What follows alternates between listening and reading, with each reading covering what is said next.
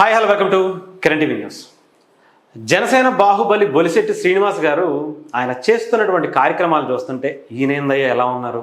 నార్మల్గా రాజకీయాల్లోకి వచ్చామంటే దోచుకోవాలి దాచుకోవాలనేటువంటి వ్యక్తులే వస్తారు తప్ప, అంటే 4 రాళ్ళు వెనకాల వేసుకున్నావా అనే అటువంటి ఆలోచనతోనే వస్తారు తప్ప వెనకాల ఉన్నదాన్ని తీసి ప్రజలకు పెట్టేద్దాం అనేటువంటి ఆలోచన నాకు తెలిసి ఏ పవన్ కళ్యాణ్ గారు ఏ బొలిశెట్టి శ్రీనివాస్ గారు లాంటి వ్యక్తులు మాత్రమే చేస్తారేమో అనిపించింది. ఎంతసేపు అది ఆయన ఎవరో ఒక అమ్మాయితో వీడియోలు తీసుకున్నారంట, ఇంకొకటి వీడియోలు తీసుకున్నారంట అని కాదు, ఇలాంటివి కూడా చూపించండి డెఫినెట్గా. ఎందుకంటే పవన్ కళ్యాణ్ గారి సిద్ధాంతాలకు, ఆయన భావజాలానికి, ఆయన చేస్తున్నటువంటి రాజకీయ ప్రయాణానికి ఇలాంటి వ్యక్తులు ఉన్నారు జనసేన పార్టీలో. ఇలాంటి గొప్ప నాయకులు జనసేన పార్టీలో ఎమ్మెల్యేలు అయ్యారు. వాళ్ళు చేస్తున్నటువంటి కార్యక్రమాలు చూస్తుంటే పవన్ కళ్యాణ్ గారిని మించిపోయేటువంటి అద్భుతమైనటువంటి వ్యక్తిత్వాన్ని కనబరుస్తున్నారని చెప్పాలి. దాంట్లో తాడేపల్లిగూడెం జనసేన పార్టీ ఎమ్మెల్యే బొలిశెట్టి శ్రీనివాస్ గారు ఆయన చేస్తున్నటువంటి ఈ కార్యక్రమం గురించి ఒక్కసారి మీకు చెప్తాను. ఆయన చాలా చేశారని నాకైతే తెలిసింది, కానీ బట్ దీని గురించి ప్రత్యేకంగా ఎందుకు చేస్తున్నారంటే, ఆయన నార్మల్గా పెన్షన్ అనేది 1వ తారీఖు ఇవ్వాలి, మే 1వ తారీఖు. ఈ రోజున ప్రభుత్వం నుంచి పెన్షన్లు అనేవి చాలామందికి, కొన్ని వేల లక్షల మందికి వెళ్తాయి.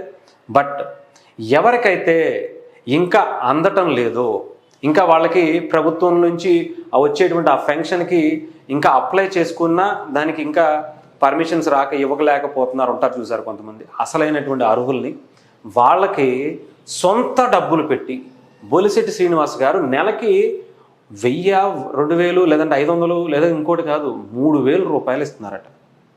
40 మందికి 3000 రూపాయలు ఆయన ఇస్తున్నటువంటి పరిస్థితి కనిపిస్తుంది. ఇదిగోండి ఒకసారి చూడొచ్చు. ఇదిగో ప్రతి నెల 1,20,000 రూపాయలు 40 మందికి అసలైనటువంటి అర్హుల్ని వెతికి వాళ్ళకి 3,000 రూపాయలు ఇవ్వటం అనేది కలెక్టర్ చేతుల మీదుగా, అది కూడా చూడండి, కలెక్టర్ చేతుల మీదుగా ఆయన అందిస్తున్నటువంటి పరిస్థితి కనిపించింది. బొలిశెట్టి శ్రీనివాస్ గారు పక్కన ఉన్నారు, చూసుకోవచ్చు మీరు ఇక్కడ.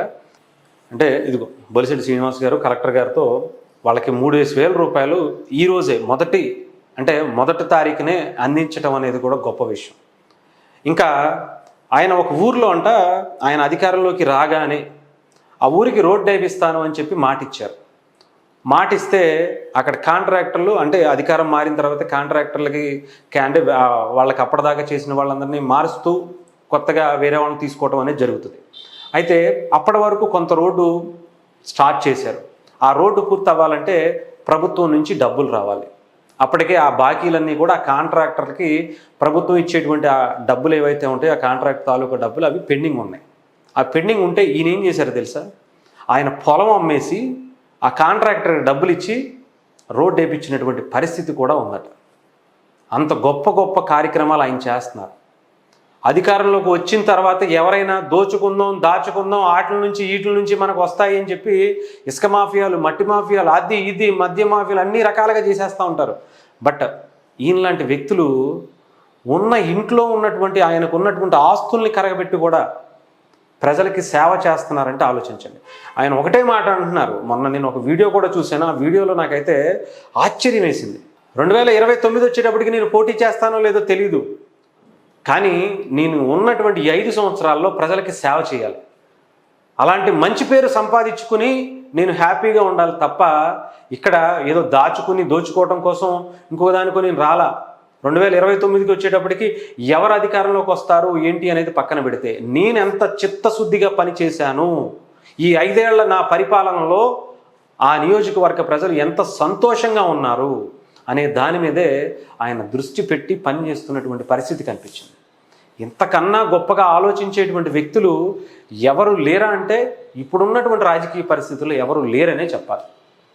చూడండి, ఆయన సొంత డబ్బులు, అంటే ప్రతి నెల 1,20,000 రూపాయలు పంచడం అంటే ఆషామాషి విషయం కాదు.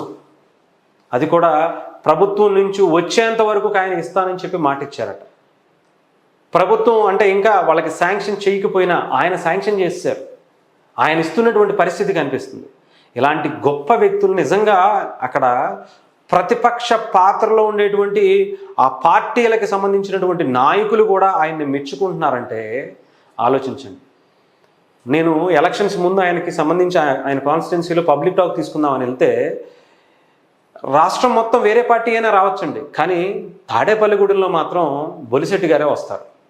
నేను వ్యక్తిగతంగా జగన్మోహన్ రెడ్డి గారికి, రాజశేఖర రెడ్డి గారికి అభిమాని అండి, కానీ ఇక్కడ మాత్రం బొలిశెట్టి గారికి ఓటేస్తానండి. అక్కడ మాత్రం జగన్మోహన్ రెడ్డి గారు సీఎం అవ్వాలనుకున్నటువంటి వ్యక్తులు కూడా తాడేపల్లిగూడెంలో మాత్రం బొలిశెట్టి గారే గెలవాలని ఓటేసినటువంటి వ్యక్తులు ఉన్నారు. అంత గొప్ప మంచి మనిషి కాబట్టి ఆయన వాళ్ళందరూ గుండెల్లో పెట్టుకున్నారు. గెలవక ముందు నుంచి ఇప్పటి వరకు, గెలిచిన తర్వాత ఇంకా చిరస్థాయిగా ఆయన వాళ్ళ గుండెల్లో నిలబడిపోయారంటే ఆయన నిజాయితీ ఏంటో మనం ప్రత్యేకించి చెప్పాల్సిన అవసరం. ఆయన ఎక్కడ పబ్లిసిటీ చేసుకోరు, ఎక్కడా చెప్పరు. కాకపోతే ఇలాంటి కార్యక్రమాలని మనమైనా చూపించాలి. ఎంతసేపు ఆడెవడో ఒక అమ్మాయితో తిరిగి వీడియోలు పెట్టాడంట, ఈడెవడో దీంతో మాట్లాడుతూ దొరికిపోయాడంట, ఈ కాదు, ఇలాంటివి కూడా చూపించండి. ఇలాంటి వ్యక్తులను కూడా పవన్ కళ్యాణ్ గారు రాజకీయాల్లోకి తీసుకొచ్చి పరిచయం చేశారు. జనసేన బాహుబలి అని చెప్పి ఆయనకి బిరుదిచ్చారంటే ఆయన స్థాయి ఏంటో, ఆయన గొప్పతనం ఏంటో, ఆయన వ్యక్తిత్వం ఏంటో ప్రత్యేకించి చెప్పాల్సిన అవసరంలా. పవన్ కళ్యాణ్ గారు సర్టిఫికేషన్ ఇచ్చినటువంటి ఒక వ్యక్తి ఆయన. అవసరమైతే నన్నే ప్రశ్నిస్తాడు అని చెప్పి అంత ముక్కుసూటి వ్యక్తిత్వం ఉందని చెప్పినటువంటి వ్యక్తి ఆయన. అలాంటి వ్యక్తులు ఆంధ్రప్రదేశ్లో ఉన్నారు. అలాంటి వ్యక్తులను కూడా చూపించండి. అలాంటి వ్యక్తులు చేసేటువంటి ఇలాంటి గొప్ప పనులు కూడా చూపించండి. ఏదేమైనా కానీ హ్యాట్స్ ఆఫ్ అండి బొలిశెట్టి శ్రీనివాస్ గారు. ఇలాంటి కార్యక్రమాలు మీలాంటి వ్యక్తులు చేస్తున్నప్పుడు ఉన్నారు ఇంకా ఆంధ్రప్రదేశ్లో, ముఖ్యంగా మన భారతదేశంలో ఇలాంటి నాయకులు ఉన్నారు అని అనిపిస్తుంది.